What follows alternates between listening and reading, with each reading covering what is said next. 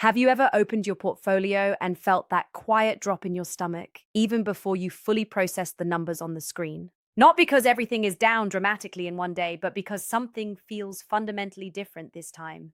The market doesn't feel like it's pulling back. It feels like it's exposing something.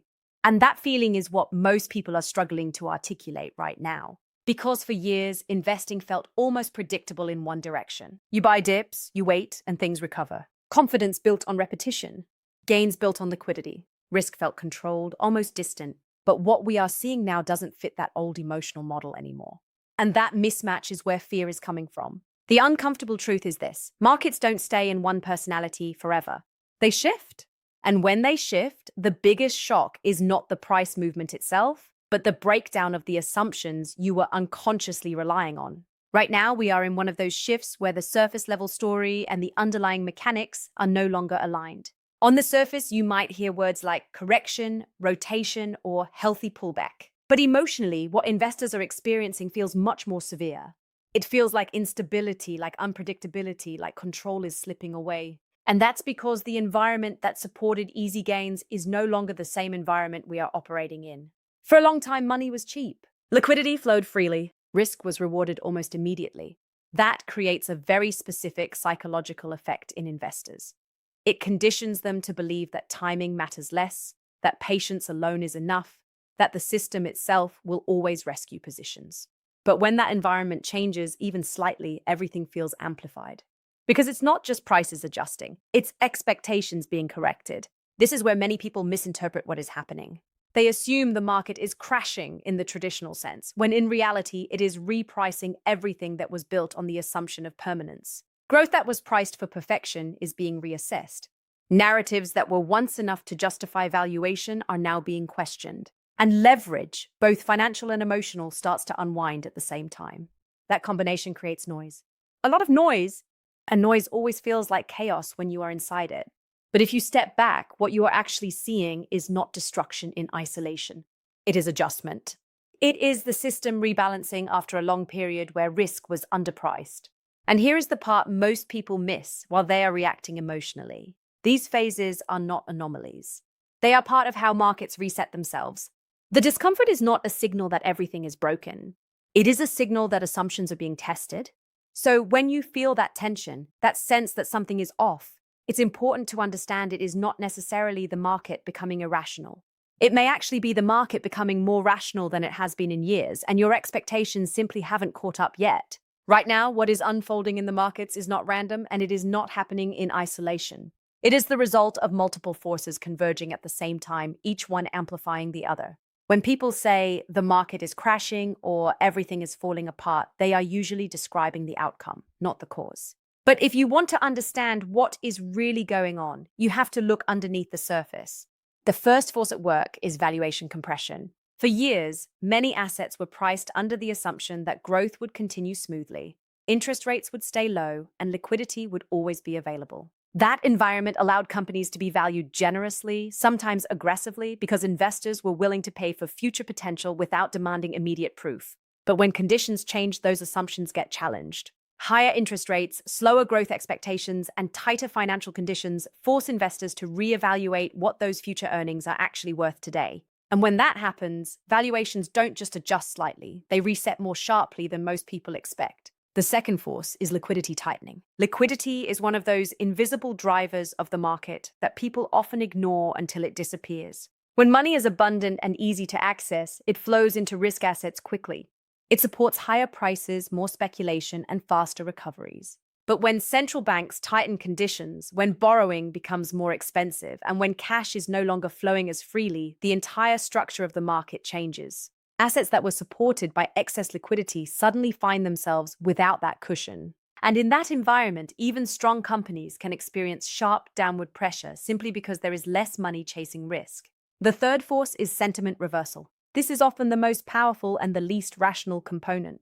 Markets are not just driven by numbers, they are driven by human behavior. When sentiment is positive, investors interpret bad news as temporary. They buy dips aggressively and assume recovery is inevitable. But when sentiment shifts, the same investors start interpreting neutral or even good news with skepticism. Fear begins to replace confidence, and caution replaces optimism. This shift is subtle at first, but once it gains momentum, it becomes self-reinforcing. People sell because they are afraid, and prices fall further, which creates more fear. When you combine these three forces, valuation compression, liquidity tightening, and sentiment reversal, you get what feels like a market breakdown.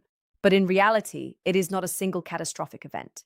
It is a layered adjustment happening all at once, and that is why this environment feels so intense. It is not just one thing going wrong. It is multiple systems recalibrating simultaneously after a long period where conditions were unusually supportive. The result is not chaos in the true sense, but a rapid repricing of expectations across the entire market structure. Understanding this is important because it changes how you interpret the noise. What looks like collapse from the outside is often just convergence of corrections happening at different levels of the system. The reason this moment feels so overwhelming for so many investors is not only because prices are moving down, but because the emotional reference point has completely shifted. For a long time, people were operating in a market environment where outcomes felt almost one-directional. You would see pullbacks, yes, but they were relatively short-lived, quickly absorbed, and often followed by new highs.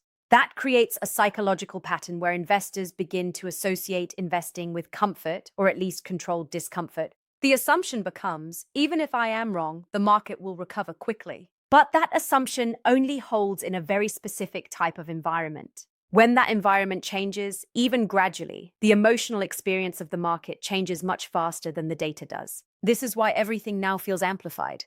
It is not just price movement being observed. It is the breakdown of an expectation that has been built over years. A key part of what is happening right now is the transition from excess liquidity to constrained liquidity. In an easy money environment, almost every dip feels like an opportunity because there is always enough capital waiting on the sidelines to step in. That creates a sense of stability, even when underlying risks are building. But once liquidity starts to tighten, that safety net disappears. Suddenly, the same dip does not attract the same aggressive buying. Instead, it attracts hesitation. And hesitation changes the entire rhythm of the market. This is also where leverage, both visible and invisible, starts to matter more. When money is cheap, leverage builds quietly across the system. Not just in margin accounts, but in corporate balance sheets, in venture funding expectations, in real estate pricing, and even in investor behavior itself. People become more comfortable taking risk because the cost of being wrong feels lower. But when conditions shift, that leverage does not unwind politely. It unwinds unevenly, and that unevenness creates volatility that feels disproportionate to the actual news flow. At the same time, narrative expectations begin to break down. In strong bull markets, narratives often lead price. A story about growth, innovation, or future potential can sustain valuations for a long time. But in a corrective environment, that relationship flips. Price starts to demand proof, and narratives alone are no longer enough. This is why companies that were previously rewarded for potential now get punished for lack of immediate results. It is not necessarily that their long-term story has changed, it is that the market's tolerance for uncertainty has decreased. All of this creates a feedback loop. Falling prices reduce confidence. Reduced confidence leads to cautious behavior. Cautious behavior reduces buying pressure. And reduced buying pressure allows prices to fall further. It is important to understand that this loop is psychological as much as it is structural. So when people say it feels like something is breaking, what they are often sensing is not a single event, but a collective adjustment in behavior across millions of participants at the same time. The market is not just repricing assets. It is repricing confidence, patience, and risk tolerance itself. And that is why it feels heavier than a normal downturn. So the question now is not just what is happening in the market, but how you respond to it without letting emotion take control of your decisions. Because in environments like this, the biggest risk is rarely the market itself. It is the way investors behave inside it.